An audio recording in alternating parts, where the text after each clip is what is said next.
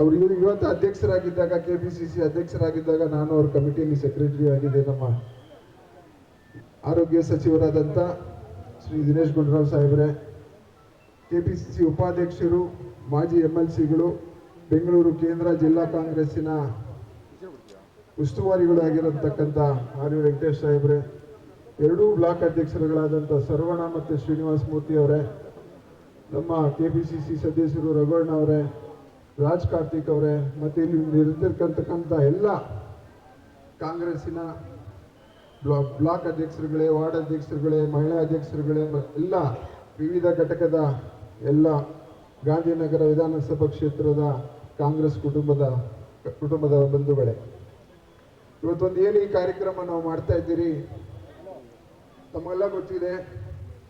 ಕಳೆದ ಲೋಕಸಭಾ ಚುನಾವಣೆಯಲ್ಲಿ ಇದೇ ಬೆಂಗಳೂರು ಕೇಂದ್ರ ಲೋಕಸಭಾ ಕ್ಷೇತ್ರದಲ್ಲಿ ಚುನಾವಣೆ ಫಲಿತಾಂಶ ಬಂದಾಗ 84,000 ಮತಗಳಿಂದ ನಮ್ಮ ಮನ್ಸೂರ್ ಸರ್ ಅವರು ಮುಂಚೂಣಿ ಘಟಕದಲ್ಲಿ ಇದ್ದರು.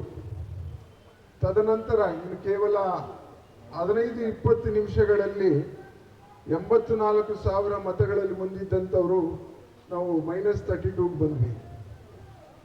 ನಾವೊಂದು ಸೋಲನ್ನು ಕಂಡ್ವಿ. ಅದು ತಮ್ಮೆಲ್ಲ ಗೊತ್ತಿರೋಂಥ ವಿಚಾರ.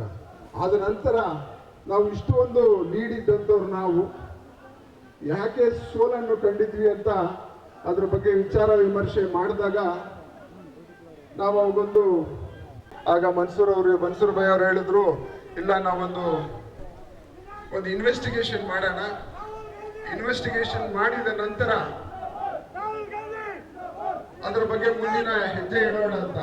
ಅದೇ ನಿಟ್ಟಿನಲ್ಲಿ ಒಂದು ಇನ್ವೆಸ್ಟಿಗೇಷನ್ ಸಹ ನಡೆಸಿದ್ರು. ಇನ್ವೆಸ್ಟಿಗೇಷನ್ ನಡೆದಾಗ ಗೊತ್ತಾಯ್ತು ಚುನಾವಣೆ ಲಿಸ್ಟ್ ಅಲ್ಲಿ ಅನ್ನೋದು. ಅದಾದ್ಮೇಲೆ ಬೆಂಗಳೂರಿನಲ್ಲಿ ತಮಗೆಲ್ಲ ಗೊತ್ತಿದ್ದಂಗೆ ಕಲಬುರಗಿಯಲ್ಲಿ ಆಳಂದು, ಬೆಂಗಳೂರಿನ ಮಹದೇವಪುರ ಕ್ಷೇತ್ರ, ಇತರ ಕ್ಷೇತ್ರಗಳಲ್ಲೆಲ್ಲ ಈ ಥರ ಮತಗಳೆತನ ನಡೆದಿರೋದು ಅರಿವಾದ ನಂತರ ಇದೊಂದು ರಾಷ್ಟ್ರ ಮಟ್ಟದಲ್ಲಿ ಒಂದು ಆಂದೋಲನದ ಮುಖಾಂತರ ತಗೊಂಡು ಹೋಗ್ಬೇಕು. ಪ್ರತಿಯೊಬ್ಬ ಭಾರತೀಯ ಮತದಾರನಿಗೆ ತನ್ನ ಮತಗಳ್ಳತನದ ವಿರುದ್ಧ ಹೋರಾಡಬೇಕೆಂಬ ಒಂದು ಜಾಗೃತಿ ಮೂಡಿಸಬೇಕಂತ ಒಂದು ಉದ್ದೇಶದಿಂದ ಇಂಥ ಕಾರ್ಯಕ್ರಮ ನಮ್ಮ ಇಡೀ ಕೇವಲ ಕರ್ನಾಟಕ ರಾಜ್ಯದಲ್ಲೆಲ್ಲ ಇಡೀ ರಾಷ್ಟ್ರ ಮಟ್ಟದಲ್ಲಿ ನಡೀತಾ ಇದೆ. ಅದೇ ರೀತಿ ನಮ್ಮ ಬೆಂಗಳೂರು ಕೇಂದ್ರ ವಿಭಾಗದಲ್ಲಿ ಇವತ್ತು ಗಾಂಧಿನಗರ ವಿಧಾನಸಭಾ ಕ್ಷೇತ್ರದಲ್ಲಿ ನಡೀತಾ ಇದೆ. ಬಂಧುಗಳೇ, ನಮಗೆ ಸಂವಿಧಾನದಲ್ಲಿ ಕೊಟ್ಟಿರತಕ್ಕಂಥ ಒಂದು ಉಚ್ಚ ಮಟ್ಟದ ಒಂದು ಅಧಿಕಾರ ಏನು ಅಂದರೆ ಅದು ಒಂದು ಮತದಾನ. ಸಂವಿಧಾನದಲ್ಲಿ ಕೊಟ್ಟಿರೋಂಥ ಶಕ್ತಿ ನಮಗೆ ಮತದಾನ. ಆ ಮತದಾನ ಕಳ್ತನ ಆಗ್ತಿದೆ ಅಂದಾಗ ನಾವುಗಳೆಲ್ಲರೂ ನಮ್ಮ ಮತದಾನದ ಬಗ್ಗೆ ಸ್ವಲ್ಪ ಅರಿವು ಮೂಡಿಸ್ಕೋಬೇಕಾಗಿ ಬರುತ್ತೆ. ನಾವು ಹೇಗೆ ನಮ್ಮ ಪ್ಯಾನ್ ಕಾರ್ಡ್ಗಳಾಗಲಿ, ನಮ್ಮ ಬ್ಯಾಂಕ್ ಅಕೌಂಟ್ಗಳಾಗಲಿ, ಆಧಾರ್ ಕಾರ್ಡ್ ಆಗಲಿ, ಹೆಂಗೆ ನಾವು ಅದರ ಬಗ್ಗೆ ಬಹಳ ಜಾಗೃತರಾಗಿರ್ತೀರೋ ಅದೇ ರೀತಿಯಲ್ಲಿ ನಾವು ಈ ನಮ್ಮ ವೋಟರ್ಸ್ ಕಾರ್ಡ್ಗಳ ಬಗ್ಗೆ ನಾವು ಜಾಗೃತರಾಗಿರ್ಬೇಕು. ಒಂದು ಚುನಾವಣೆಯಲ್ಲಿ ನೀವು ಮತ ಹಾಕಿರ್ತೀರ, ಮತ್ತೊಂದು ಚುನಾವಣೆಯಲ್ಲಿ ನೀವು ಓಟ್ ಇರಲ್ಲ. ಕಳೆದ ಚುನಾವಣೆಯಲ್ಲಿ ನಾವು ಓಟ್ ಹಾಕಿರ್ತೀವಿ ಅಂದ್ಕೊಂಡು ನಾವೆಲ್ಲನೂ ಆರಾಮಾಗಿರ್ತೀವಿ. ಮಾಡಿದ್ರೆ ನಮಗೆ ಮಾರನೇ ದಿನ ಎಲೆಕ್ಷನ್ ದಿವಸ ಬಂದಾಗ ನಮಗೆ ನಮ್ಮ ಮತಗಳು ಸಿಗ್ತಾ ಇಲ್ಲ. ಅದಕ್ಕೆ ಕಾರಣ ಏನನ್ನೋದು ತಮಗೆಲ್ಲ ಗೊತ್ತಿದೆ. ಈಗೇನು ಆಲಂದಲ್ಲಿ SIT ಪ್ರೋಬ್ ಆಗಿ ಒಂದು ಓಟನ್ನು ಡಿಲೀಟ್ ಮಾಡಲಿಕ್ಕೆ 80 ರೂಪಾಯಿ ತಗೋತಿದ್ದಾರೆ. ಕೇವಲ 80 ರೂಪಾಯಲ್ಲಿ ನಿಮ್ಮ ಓಟ್ಗಳನ್ನು ಕಳ್ತನ ಮಾಡಿದ್ದಾರೆ. ತಾವುಗಳೆಲ್ಲ ನಾವೆಲ್ಲ ಅರ್ಥ ಮಾಡ್ಕೋಬೇಕಾಗಿರೋಂಥ ವಿಷಯ ಇದು. ಕಳ್ಳತನ ಮಾಡೋದೇ ದೊಡ್ಡ ಒಂದು ಸಾಧಾರಣವಾಗಿ ಒಬ್ಬ ಸ್ಟೇಷನಲ್ಲಿ ಸಿಕ್ಕಾಕೊಂಡ ಅಂದಾಗ ಅವ್ರಿಗೆ ಕಠಿಣವಾದಂಥ ಶಿಕ್ಷೆ ಇದೆ. ಆದರೆ ನಮ್ಮ ಕಳ್ಳತನ ಮಾಡಿರೋಂಥ BJP ಪಕ್ಷ ಅದನ್ನು ನೋಡಿಕೊಂಡು ಸುಮ್ಮನೆ ಇರುವಂಥದ್ದು ಎಲೆಕ್ಷನ್ ಕಮಿಷನ್. ಅದ್ರ ಬಗ್ಗೆ ನಾವು ಈಗಾಗಲೇ ನಮ್ಮ ದಿನೇಶ್ ಸಾಹೇಬ್ರು ಹೇಳಿದಾಗೆ ನಮ್ಗೆಲ್ಲರಿಗೂ ಎಲೆಕ್ಷನ್ ಕಮಿಷನ್ ಮೇಲೆ ತುಂಬಾ ಒಂದು ನಂಬಿಕೆ ಇತ್ತು. ಏನು ಕಳೆದ 10 ವರ್ಷಗಳಿಂದ ಎಲೆಕ್ಷನ್ ನಡೀತಾ ಇದೆ, ಅವ್ರ ಮೇಲೆ ನಮಗೆ ನಂಬಿಕೆನೇ ಒಟ್ಟೋಗಿದೆ. ಚುನಾವಣೆ ತನಿಖೆ ಮಾಡಿಸಿ ಅವರು ಇದ್ರ ಬಗ್ಗೆ ಕ್ರಮ ತಗೊಂಡಿಲ್ಲ. ಸುಮಾರು ನಮ್ಮ ನಾಯಕರುಗಳು ಕಳೆದ 5 ವರ್ಷಗಳಿಂದ ಈ ಚುನಾವಣೆ ಲೋಪಗಳ ಬಗ್ಗೆ ಎಲೆಕ್ಷನ್ ಕಮಿಷನ್ಗೆ ತಂದಿದ್ವಿ. ಆದರೂ ಸಹ ಅವರು ಅದ್ರ ಬಗ್ಗೆ ಚಿಂತಿಸಿತು ಬಂದು ಅದ್ರ ಬಗ್ಗೆ ಜಾಗೃತರಾಗಲಿಲ್ಲ, ಅದನ್ನು ಏನನ್ನು ಕಂಟ್ರೋಲ್ ಮಾಡಲಿಕ್ಕೂ ಅವರು ಮುಂದೆ ಬರಲಿಲ್ಲ. ಹಾಗಾಗಿ ಈಗ ಇದು ನಮ್ಮ ಕೈಯಲ್ಲಿದೆ. ಇವತ್ತು ಜನಗಳು ತಮ್ಮ ಮತಗಳ ಬಗ್ಗೆ ತಮಗೆ ಅರಿವು ಆದಾಗ ಮಾತ್ರ ನಾವು ಮುಂದಿನ ಪ್ರಜಾಪ್ರಭುತ್ವವನ್ನು ರಕ್ಷಣೆ ಮಾಡಲಿಕ್ಕಾಗ್ತದೆ. ಇಲ್ಲಾಂದ್ರೆ ಮುಂದಿನ ಚುನಾವಣೆಗಳಲ್ಲಿ ನಾವು ಏನು 1 ನೇಷನ್ 1 ಎಲೆಕ್ಷನ್ ಅಂತ ಹೇಳ್ತಾ ಬರ್ತಾರೆ, ಇನ್ನು ಅದರಲ್ಲಿ ಇರೋದನ್ನು ನಾವು ಕಳ್ಕೊಬೇಕಾಗಿ ಬರುತ್ತೆ. ನಮ್ಮ ಮುಂದಿನ ಪೀಳಿಗೆಗೆ ನಾವು ಮೋಸ ಮಾಡುವಂಥ ಸಮಯ ಬರುತ್ತೆ. ಅದಕ್ಕಾಗಿ ತಾವುಗಳೆಲ್ಲ ತಮ್ಮ ಮತಗಳನ್ನು ಎಚ್ಚರವಾಗಿ ನಿಮ್ಮ ಅಕ್ಕಪಕ್ಕ ಪಕ್ಕದಲ್ಲಿರುವಂಥ ಓಟುಗಳು. ಒಂದು ಸಣ್ಣ ಉದಾಹರಣೆ ನಾನು ಹೇಳಕ್ಕೆ ಇಷ್ಟಪಡ್ತೀನಿ. ಮಹದೇವಪುರ ಕ್ಷೇತ್ರದಲ್ಲಿ ನಡೆದಂಥ ಒಂದು ಇನ್ಸಿಡೆಂಟ್ ಇದು. ಒಬ್ಬ ಕೂಲಿ ಕಾರ್ಮಿಕ ಬಿಲ್ಡಿಂಗ್ ಕನ್ಸ್ಟ್ರಕ್ಷನ್ಗೋಸ್ಕರ ಬರ್ತಾರೆ. ಅವ್ರ ಕುಟುಂಬ ಒಂದು 3 ಜನ ಬರ್ತಾರೆ. ನಿಮ್ಗೆ ಗೊತ್ತಿರಲಿ, ಅವ್ರು ಬಂದಿರೋದು 3 ಜನ. ಅವ್ರು 3 ಜನ ಫಾರಂ 6 ಆಗಿ ಅವ್ರಿಗೆ ಓಟ್ ಕೊಡಲಿ, ನಮ್ಮ ಸಂವಿಧಾನದಲ್ಲಿ ಅವ್ರಿಗೆ ಹಕ್ಕಿ ಇದೆ. ಆದರೆ ಆ 3 ಜನ ಫ್ಯಾಮಿಲಿಗೆ 300 ಜನ ಸೇರಿಸಿದ್ದಾರೆ. ಆ 300 ಜನ ಮನೆಯಲ್ಲೇ ಇಲ್ಲ, ಇರೋದೇ ಇವ್ರು 3 ಜನ. ಈ 300 ಜನ ಎಲ್ಲಿಂದ ಬಂದರು? ಒಂದೇ ಬೂತಲ್ಲಿ. ಅದಕ್ಕೆ ಆದಂಥ ಒಬ್ಬ ಏಜೆಂಟ್ ಇರ್ತಾನೆ. ಎಲೆಕ್ಷನ್ ಟೈಮ್ ಬಂದಾಗ ಬಿಹಾರಿಂದಾಗಲಿ ಒರಿಸ್ಸಾಯಿಂದಾಗಲಿ ಆ 300 ಜನ ಬರ್ತಾರೆ ಟ್ರೈನಲ್ಲಿ. ಇಲ್ಲಿ ಬರ್ತಾರೆ, ಓಟ್ ಹಾಕಿ ಹೋಗ್ತಾರೆ. ಮಾರನೇ ದಿನ ಅವ್ರು ಎಲ್ಲಿದ್ದಾರೆ ಅಂತ ನಮ್ಗೆ ಗೊತ್ತಾಗ್ತಾ ಇಲ್ಲ. ಹಾಗಾಗಿ ನಮ್ಮ ಅಕ್ಕಪಕ್ಕದಲ್ಲಿ ಯಾರು ಹೊಸದಾಗಿ ಮಕ್ಕಳನ್ನ ಕಂಡ್ರೆ ನಾವು ಎಚ್ಚರವಾಗಿರೋಣ. ನಮಗೆ ಬರುವಂಥ ಒಂದು ಸಂಸ್ಥೆಗಳಿಗೆ ವಿಚಾರಣೆ ತೋರಿಸಿ ಅದ್ರ ಬಗ್ಗೆ ತನಿಖೆ ಮಾಡುವಂಥ ರೀತಿಯಲ್ಲಿ ನಾವೆಲ್ಲ ಕಾಂಗ್ರೆಸ್ ಕಾರ್ಯಕರ್ತರು ಸಜ್ಜಾಗಬೇಕು, ಬಿಡಿಸ್ಕೊಳ್ಳೋಣ ಅಂತಂದು ಹೇಳ್ತಾ ತಮ್ಮೆಲ್ಲರಿಗೂ ಮತ್ತು ಈ ವೇದಿಕೆಯಲ್ಲಿ ಕುಳಿತಿರತಕ್ಕಂಥ ನಮ್ಮ ನೆಚ್ಚಿನ ನಾಯಕರುಗಳೆಲ್ಲರಿಗೂ ವಂದಿಸಿ ನನ್ನ ಮಾತನ್ನು ಮುಗಿಸ್ತೇನೆ. ಜೈ ಹಿಂದ್, ಜೈ ಕಾಂಗ್ರೆಸ್. देर से आने के लिए माफ़ी।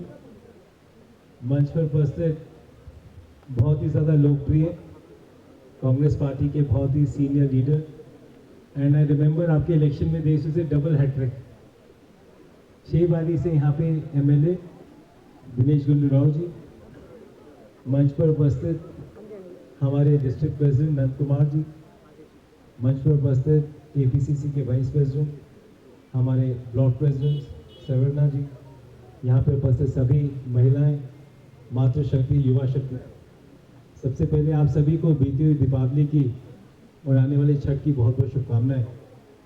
और जिस तरीके से वोट चोरी कैंपेन कांग्रेस पार्टी पूरे देश में कर रही है, इसका एक बहुत बड़ा उद्देश्य है, बहुत बड़ा कारण है।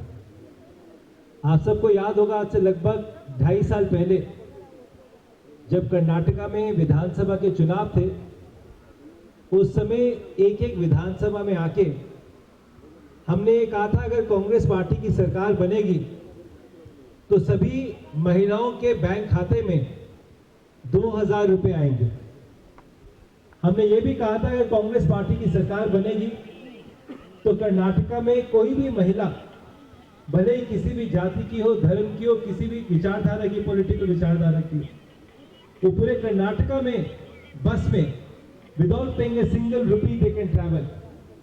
हमने ये भी कहा था कि आपको राशन मिलेगा, बिजली का बिल 0 आएगा, और जो युवा साथी हैं, ग्रेजुएट्स हैं, डिप्लोमा होल्डर्स हैं, उनको भी कांग्रेस की सरकार मदद करेगी।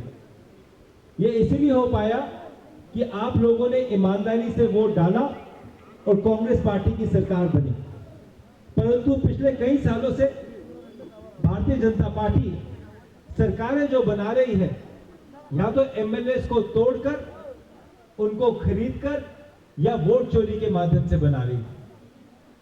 कर्नाटका में माधेपुरा में कांग्रेस कैंडिडेट इसलिए हारा कि माधेपुरा में लगभग 1 lakh fake vote Bharatiya Janata party ने बनाए। पिछले हफ्ते आनंद की न्यूज है कि 80 रुपए 80 रुपीज पर वोट दिया जा रहा था कांग्रेस के वोट्स काटने के लिए। आज जब संविधान पूरे देश में, भले ही वो अमीर हो, गरीब हो, किसी भी जाति का हो, एक अधिकार वोट डालने का देता है, उस अधिकार को भारतीय जनता पार्टी आपसे छीन रही है। अगर सोचिए कांग्रेस की सरकार कर्नाटका में नहीं बनती तो क्या इतनी सारी सुविधाएं भारतीय जनता पार्टी देती। मैं दिल्ली शहर से आता हूं, दिल्ली के साथ में राजस्थान है, मध्य प्रदेश है, हरियाणा है। हर एक जगह पे भारतीय जनता पार्टी ने महिलाओं को कहा कि आप भारतीय जनता पार्टी की सरकार बनाइए, आपके बैंक खाते में 2000 रुपए आएंगे। एक भी जगह पे इन्होंने किसी भी महिलाओं को पैसा देना शुरू नहीं करा। ये कांग्रेस की सरकार है, आपकी सरकार है, जिसने जो वोट आपने ईमानदारी से कांग्रेस पार्टी को दिया, जिस वादे से दिया, उस वादे को कांग्रेस पार्टी ने पूरा करा। आज देश भर में एक एक डिस्ट्रिक्ट में, एक एक विधानसभा में एक सिग्नेचर कैंपेन कांग्रेस पार्टी करा रही है। आने वाले समय में लगभग 5 करोड़ लोगों का सिग्नेचर करा के प्रेसिडेंट ऑफ इंडिया को हम देंगे और ये कहेंगे कि भारतीय जनता पार्टी की वोट चोरी को आप बंद कीजिए। इसीलिए आज गांधीनगर में एक बहुत बड़ा वोट चोरी सिग्नेचर कैंपेन करा गया था, ताकि आप लोगों को भी पता चले कि आपके वोट की कितनी अहमियत है। मोदी जी ने 2013 में जब वोट मांगा तो यह कह के मांगा that you please vote for Modi ji, आप सबके अकाउंट में 15 लाख रुपए आएंगे। मोदी जी ने आपसे वोट मांगा कि महंगाई खत्म हो जाएगी। मोदी जी ने कहा कि कांग्रेस का समय का 450 रुपए का सिलेंडर सस्ता हो जाएगा।